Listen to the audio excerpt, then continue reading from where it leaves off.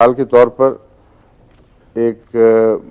बाज़ अमराज ऐसी हैं कि जिसको प्रोग्रेस नाम उसका पता नहीं, लेकिन प्रोग्रेसिव मस्कुलर एट्रोफी कहा जा सकता है, यानी मुसलसल बढ़ने वाली आसाब की कमज़ोरी, उनकी जान ख़त्म होती जाती है। ऐसे बच्चे अमूमन बुलूगत तक पहुँचते पहुँचते मर जाते हैं, या अगर ज़िंदा रहें तो बहुत ही बदहाल में बेचारे ज़िंदा रहते हैं।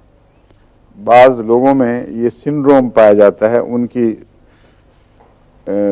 अंदर खुलियों में कोई ऐसा नक्स पैदा हो जाता है कि पैदाइशी तौर पर बच्चे ये मरज़ लेके आते हैं, यानी मरूसी मरज़ होती है, और पैदा होने के बाद ठीक ठाक नज़र आते हैं देखने में, लेकिन उम्र के साथ साथ फिर ये मरज़ बढ़ता है।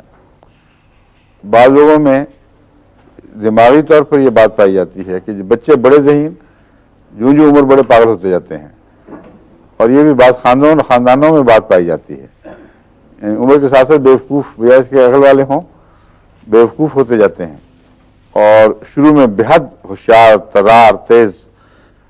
तो ये भी बातें हैं जो प्रूविंग के वक्त पेश नज़र रखनी पड़ती हैं। हर किस्म के दायरे को वसी करके, हर पहलू से नज़र रखकर बारीक बीनी से मुतालिया किया जाए।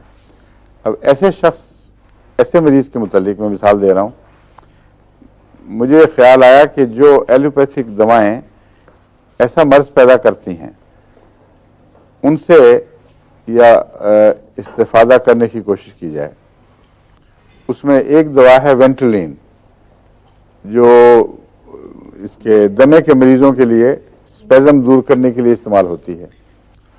उसका मुझे याद है कि मैंने एक दफ़ा लिटरेचर का मुताला किया था, उसमें लिखा हुआ था कि अगर इसको ज़्यादा इस्तेमाल किया जाए और बेहतियाती से इस्तेमाल किया जाए तो दिमाग का वो हिस्सा जो मस्कुलर टोन को कायम रखता है वो मुतासर हो जाता है, और ऐसा मरीज़ रफ्ता रफ्ता उसकी टांगों में से जान निकलनी शुरू हो जाएगी, फिर ऊपर के धड़ से भी, और कांपने भी लग जाएगा। हालांकि ये कोरिया नहीं है, जो लबाशा है ये वो नहीं है, ये मरकज़ी दिमागी हिस्से की कमज़ोरी की वजह से होता है।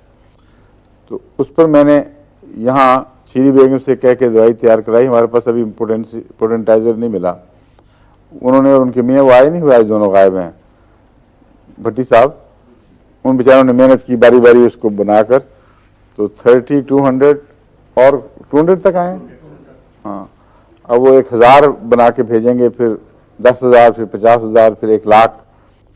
तो बाद हमारे अहमदी बच्चे ऐसे हैं, उन पर मैंने तजर्बा शुरू कर दिया है।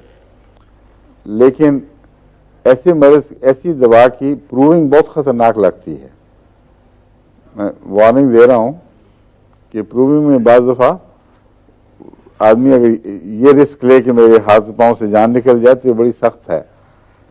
प्रूविंग का एक और सिस्टम है जो मैं आपके सामने रख रहा हूँ, वो है क्लिनिकल प्रूविंग। और वो ये तरीक़ है कि एक जहर के मुतालिक मालूम हो, तहकीक शुदा बात हो कि वो बाज़ गहरे असरात रखता है बाज़ दिमाग के हिस्सों पर या दूसरी जगहों पर, तो उसको होम्योपैथिक पोटेंसी में ऐसे मरीजों पर इस्तेमाल किया जाए। लेकिन इसको प्रूविंग, मेरे नज़दीक क्लिनिकल प्रूविंग तब कहा जाएगा अगर ऐसे मरीजों के तमाम कवायफ और उनकी ज़हनी हालत अच्छी तरह नोट की जाए, और उनके वालिदैन के मुतालिक भी अगर मालूमात हासिल की जाएँ तो इससे हमें फ़ायदा पहुँचेगा।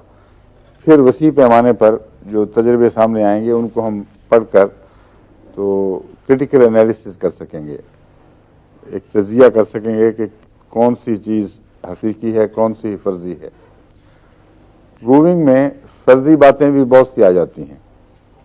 मसलन मैंगो की प्रूविंग में ये चीज़ मेरे सामने आई कि बहुत से जो जवाबात थे उनमें कुछ कदरें मुश्तरक थीं, जिसके मुताबिक मैं यकीन से कह सकता था कि ये प्रूविंग है।